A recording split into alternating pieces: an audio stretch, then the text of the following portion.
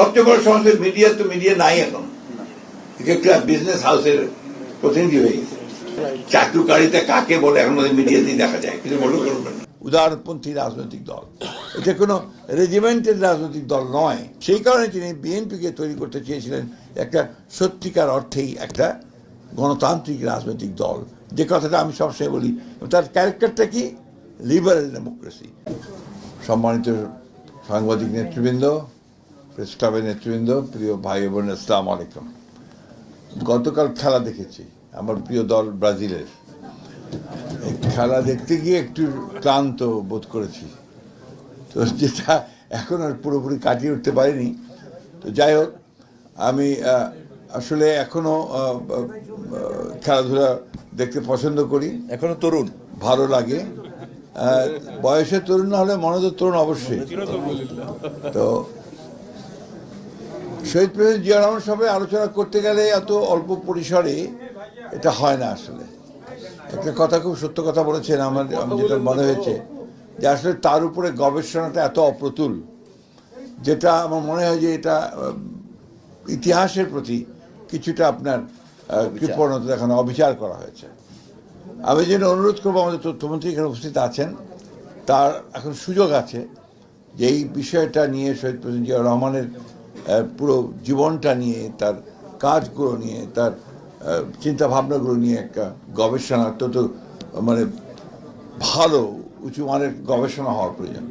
এখন পর্যন্ত আমি যতগুলো বই পড়েছি, আমার কাছে একমাত্র আমাদের বিশিষ্ট সাংবাদিক, প্রয়াত সাংবাদিক মাহফুজুল্লাহ সাহেব, তার বইটাই আমার কাছে সবচেয়ে ভালো লেগেছে। এবং এত আপনার গবেষণা লব্ধ একটা বই, গবেষণা করেই তিনি কাজটা করেছেন, যেটা আমাদেরকে কিছুটা আপনার কাজ দেয়। যারা পড়তে চান তারা এটা পাবেন। শহীদ প্রেসিডেন্ট জিয়া রহমান আমাদের কাছে, আমার কাছে বিশেষ করে মনে হয় আমি তার সবচেয়ে বড় জিনিসটা কোনটা দেখি, অনেক কাজ করেছেন এই 3.5-4 বছরের মধ্যে। তিনি প্রায় প্রতিটি ক্ষেত্রেই, একটা রাষ্ট্রের প্রত্যেকটি ক্ষেত্রে তিনি হাত দিয়েছেন, চেষ্টা করেছেন শুরু করার। কিন্তু কোন বিষয়গুলো সবচাইতে আমার কাছে মনে হয় যে যেগুলো মৌলিক কাজ করেছেন, প্রথমটি আমার কাছে যেটা মনে হয় সেটা হচ্ছে যে আমি যে একজন বাংলাদেশি, আমি যে সেপারেট, আমার যে আলাদা আইডেন্টিটি আছে, আমি যে পশ্চিম বাংলার বাঙালি নই, আমি এই ভূখণ্ডের একজন নাগরিক, এবং আমার যে আলাদা একটা সত্তা আছে, এটা তিনি এস্টাবলিশ করেছেন তার বাংলাদেশি জাতীয়তাবাদের যে তথ্য, সেই তথ্য দিয়ে। আমার কাছে এই কথা সবচেয়ে বড় কাজ মনে হয় তার।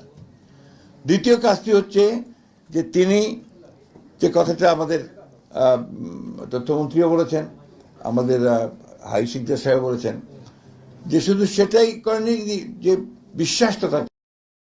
গণতন্ত্র হচ্ছে সবচেয়ে উত্তম, যদিও সেটা একেবারে সবে একমাত্র নয়, কিন্তু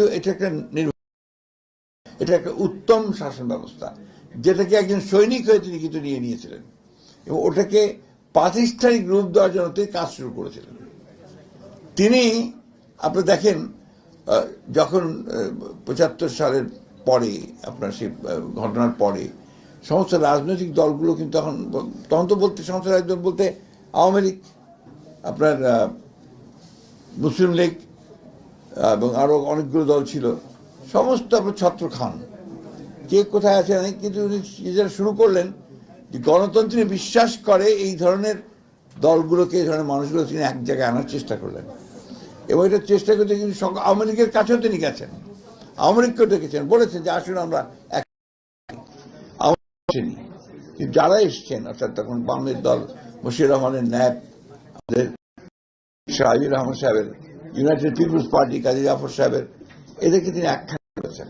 সেই কারণে তিনি বিএনপিকে তৈরি করতে চেয়েছিলেন একটা সত্যিকার অর্থেই একটা গণতান্ত্রিক রাজনৈতিক দল, যে কথাটা আমি সবসময় বলি। তার ক্যারেক্টারটা কি? লিবারেল ডেমোক্রেসি, উদারপন্থী রাজনৈতিক দল।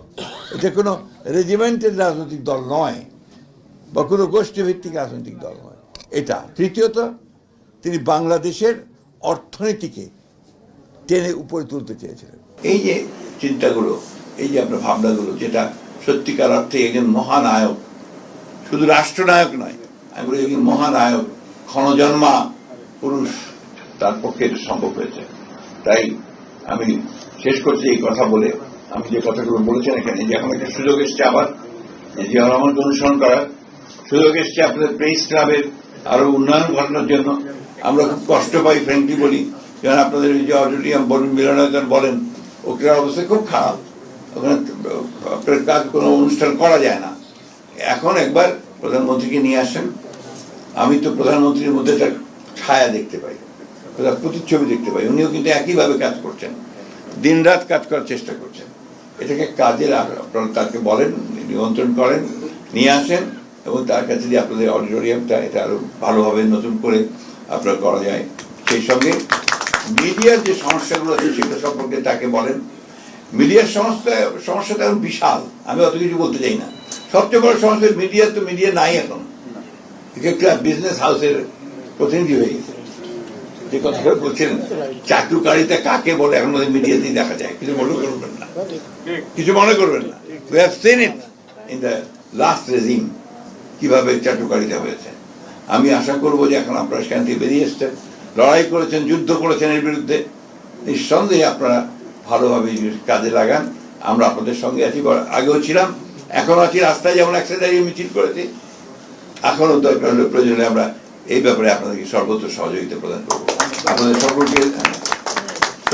সকলকে ধন্যবাদ, আন্তরিকভাবে ধন্যবাদ জানাচ্ছি আমাকে এখানে আমাদের কথা বলার সুযোগ দেবেন। ধন্যবাদ।